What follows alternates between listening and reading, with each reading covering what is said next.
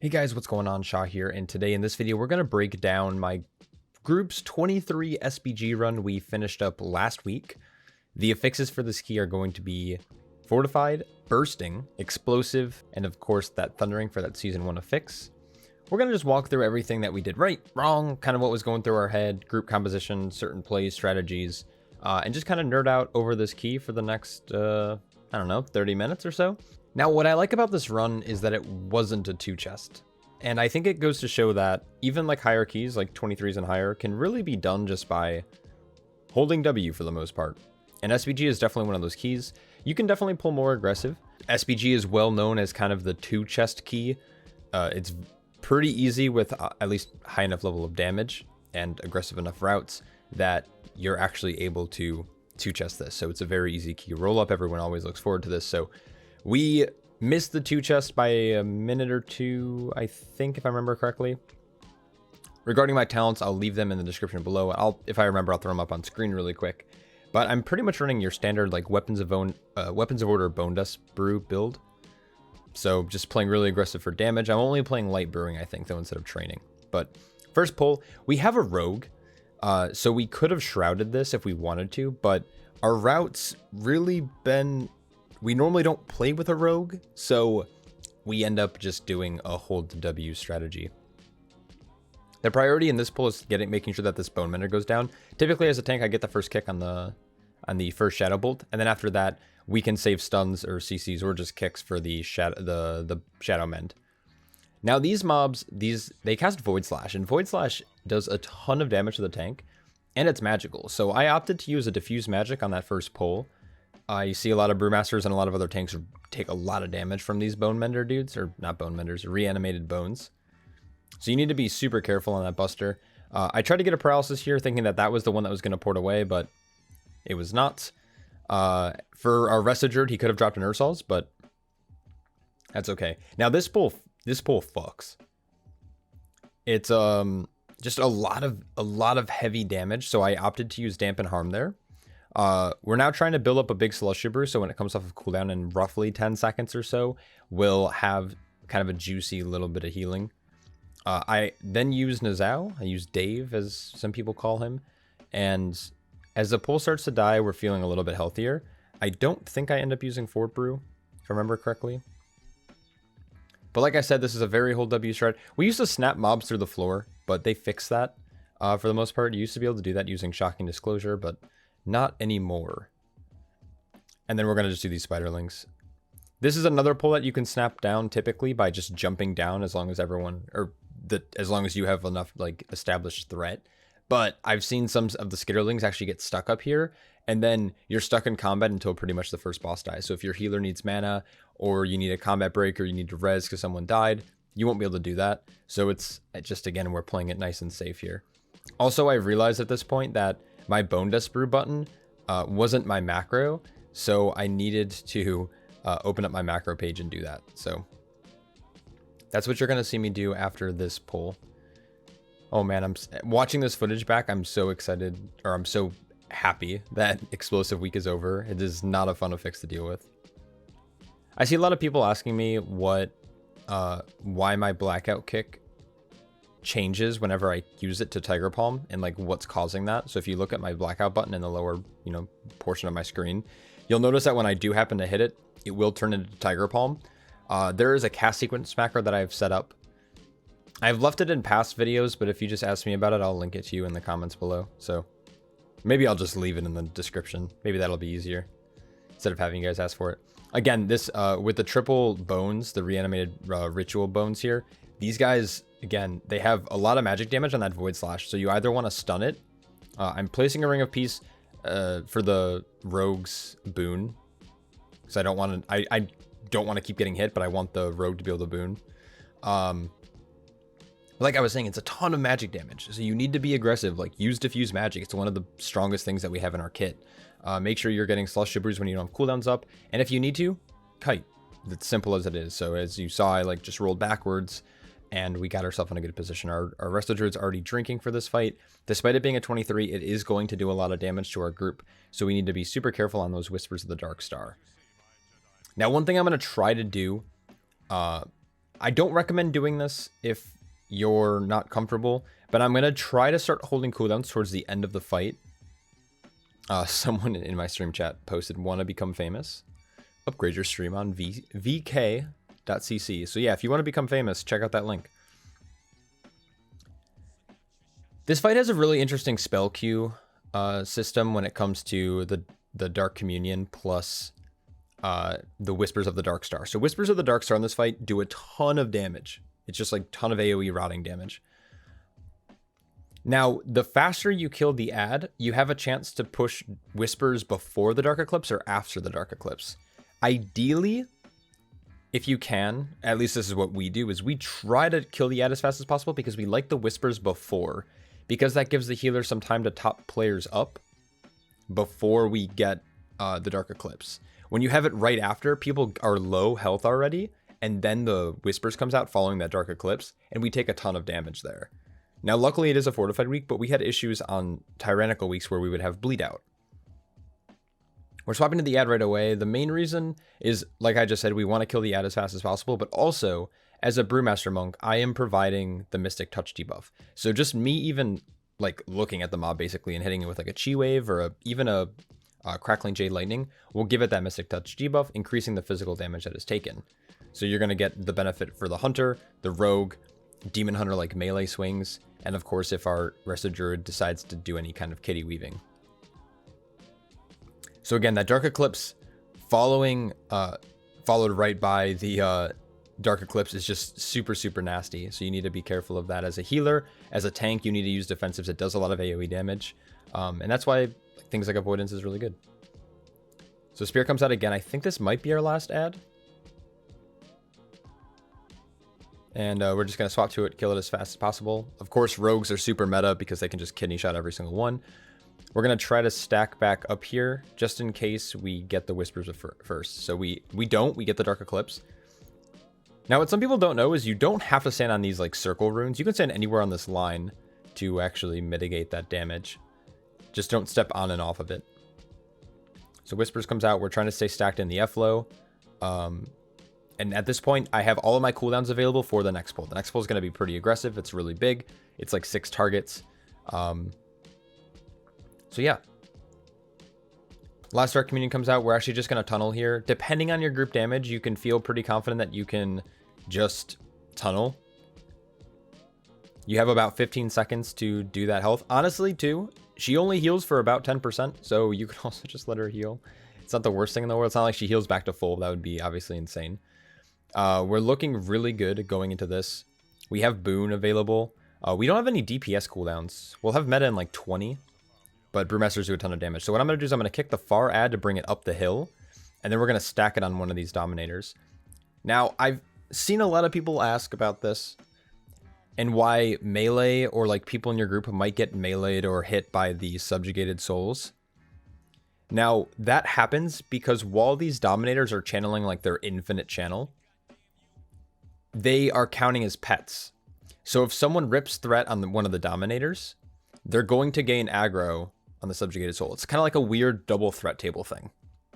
So tanks need to make sure they're doing a ton of damage, or you want to make sure you're standing on one of the Dominators and leaving the other one out. But regardless, you want to keep threat on both of the Dominators, or the subjugated souls will just start hitting your melee. Despite you having aggro on the souls, if you don't have aggro on the Dominator, people will get hit. It's a really weird pet interaction. If you kick this, it becomes fine, so you can always kick the channels, but the reason we don't want to kick the channels is because while they're channeling that, while the mobs are doing a little bit more damage, its melee damage is so much easier to mitigate as a tank than having Rending Voidlash go on all of your party members. So we want our healer to get a little bit of mana here, and we're waiting for this Exhumer to get to the bottom of the hill, so we don't have double Tombstone spawns, and we're going to just do our best to get these guys stacked up. Now, there is a bug sometimes if you pull these Exhumers where like you'll get double spirits. Honestly, it's not that bad for just like DPS cleave and pad. And typically you just want to AoE CC the Death Blast. You don't really want to kick it because these Void Bolts are really scary, especially if they're targeting the same person. So you can see here that I have I have star set focused and I have orange just I'm targeting it. And that way it allows me to see where the casts are going and who they're going into. So if I see that there's a cast going into like both of them are going into our Hunter, for example, I will make sure that I try to kick that, or I'll call out for a kick in my group.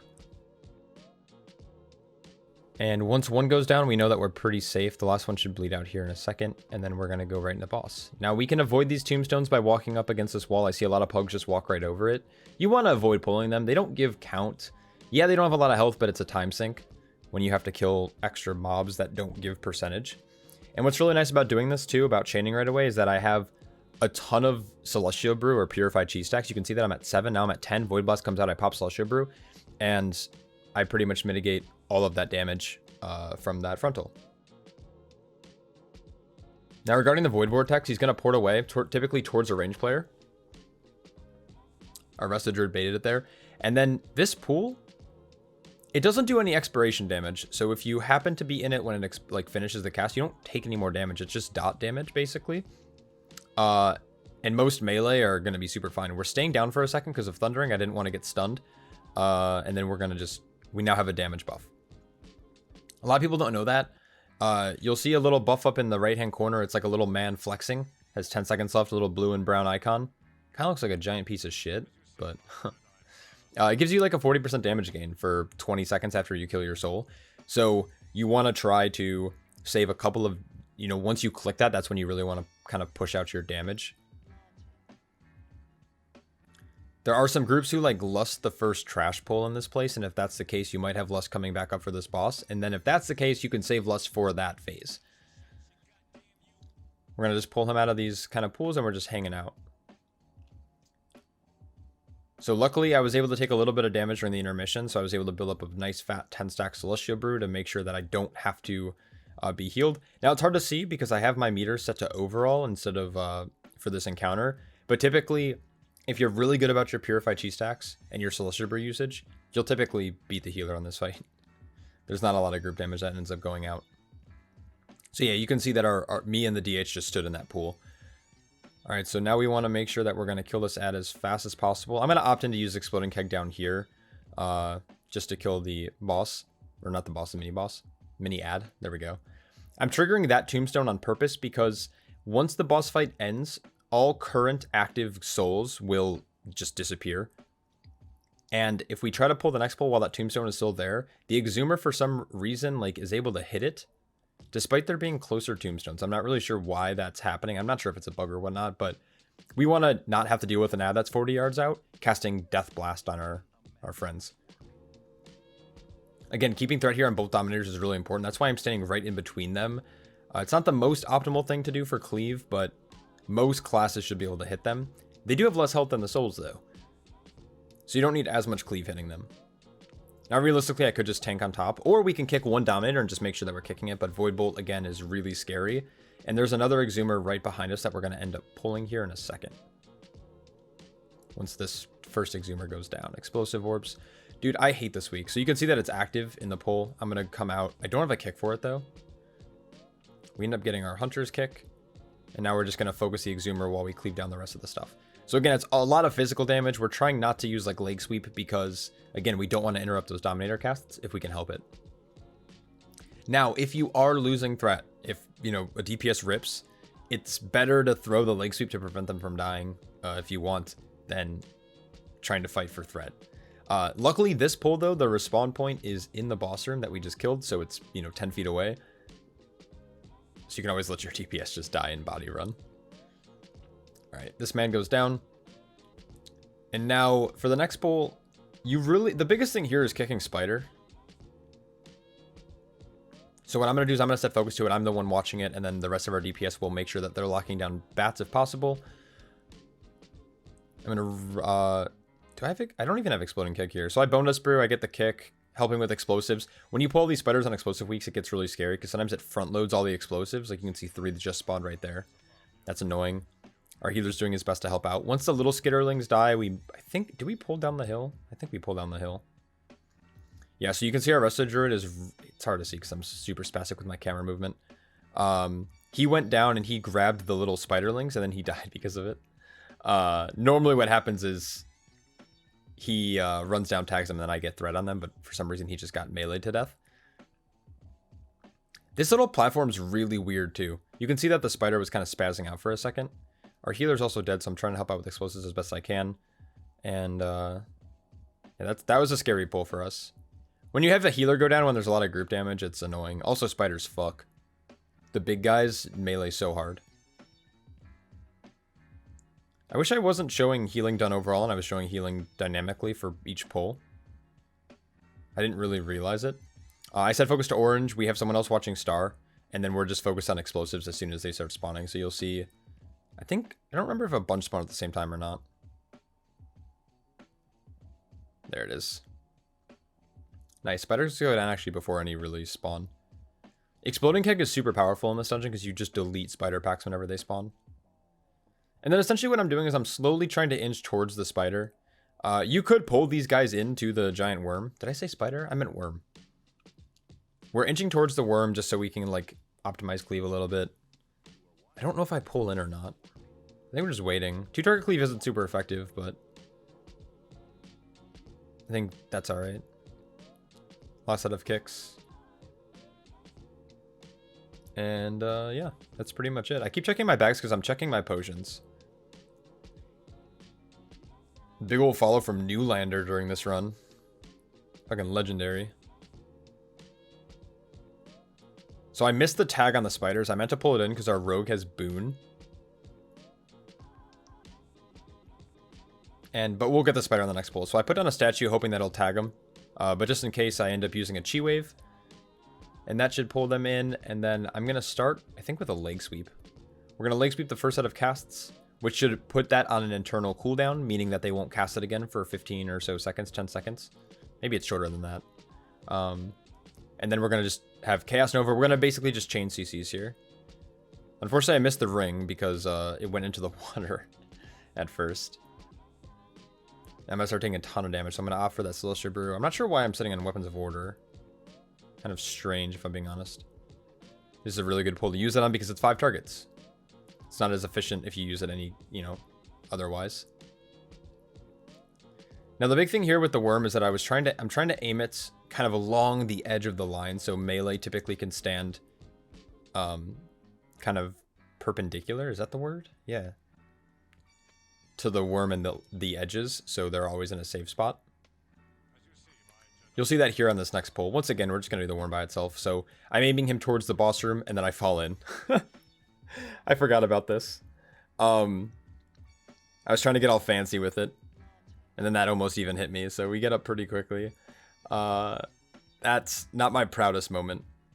Luckily, the carrion worm just kind of like keeps fetid spitting random targets, so it's not even a big deal. But once I'm back in range, he'll fetid spit on me, and then we're just dodging this frontal. Yeah, not my proudest moment.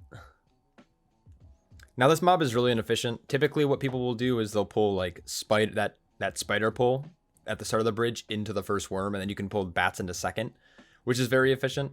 Some more experienced groups might even pull the trash pull after the third boss back, and you can do that by just simply jumping around the wall. You can do it with an evoker, you can do it with a demon hunter, you can do it with gusts. So that's what I'm going to be doing here. Potion of gusts.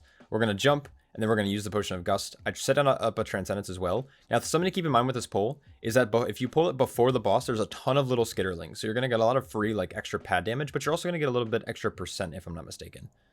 We're just outranging it now for the first set of casts. Plague Spit should go on me, so I was able to bait it, which is not a big deal. Explosives are kind of hectic here because of the skitterlings.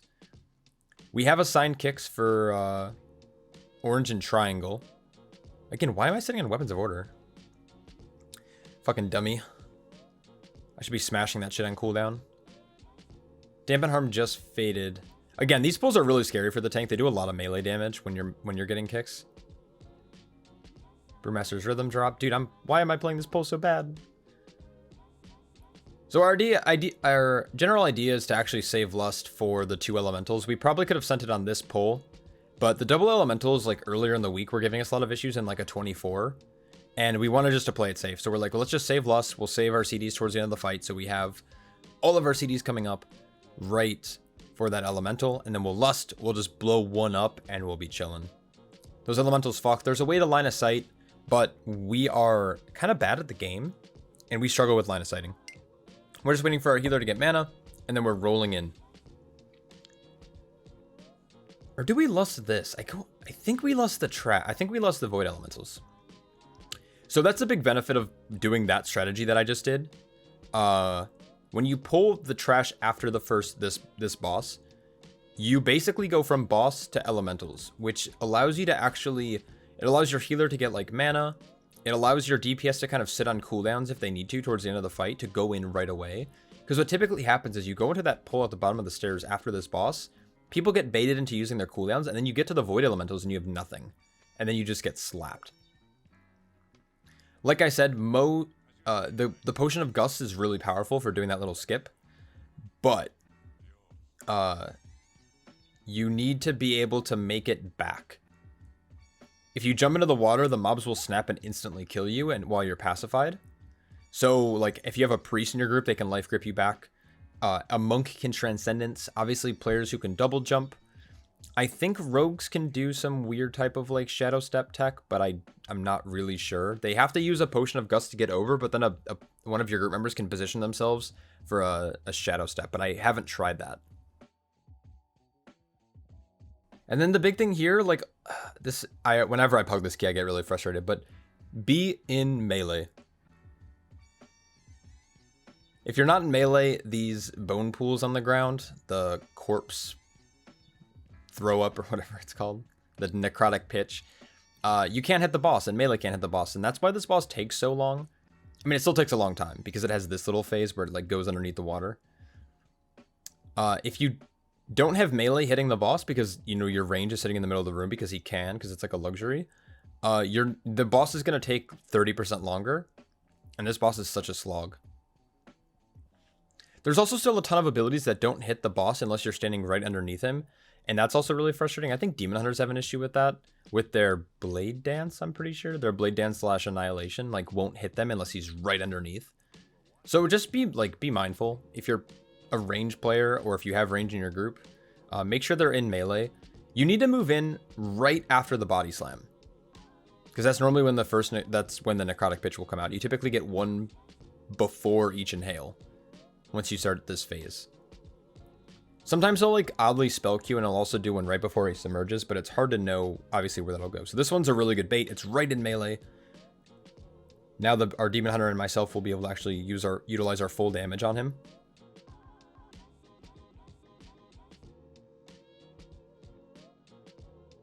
So, like, once again, we're looking, like, actually, I think we missed the 2 chest timer by a little bit more than a minute. I think we're actually pretty close to failing. Not failing the key, but we were pretty close to failing the key. 13%. It should go down. Do we kill him before he burrows? I don't exactly remember. Yeah, but this dungeon is a lot of fun. Personally, I'm going to miss it a lot, actually. So the last inhale, I think I'm able to get a touch of death here right before he dies, or right before he burrows, and we are all set. And now you can see we have Lust, we have Meta, we don't have Boom, but that's fine. We have like things like just Shadow Dance that's typically up all the time, and we have True Shot. So we're going to be able to just rip kind of everything right off the bat to hard focus down. Our group typically focuses this left one. I'm going to mark it with Skull, but we're pretty good about targeting one and making sure it blows up. The reason you target one is because, well, obviously you want to minimize how many void pulses you get, especially when they start overlapping. I'm also taking him here on the left-hand side because it's possible you can see our hunter took no damage there. He was able to line of sight. But then the rest of our group, I don't think line of sight's here. This is a good time to be really aggressive with your defensives as well. So for example, like we have some health pots. Our Demon Hunter used health pot. We have Blur active. Our Rogue just health potted there as well. And then the Void Spawn should go. The one Void Spawn should go down, and this one's still at 40% health, but that's okay because now our healer has a little bit more time to top everyone else off, and we're just kind of relaxing at this point.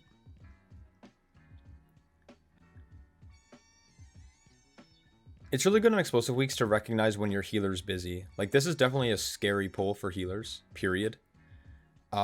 So, like, explosives is kind of deemed as, like, a healer affix, which, you know, I agree with. But at the same time, DPS and tanks should be able to recognize when the healer needs help or when the healer is actually busy healing people. So this was a really frustrating week because a lot of, like, at least a lot of pugs, right? Pugs typically don't do explosives, like DPS pugs, I should say.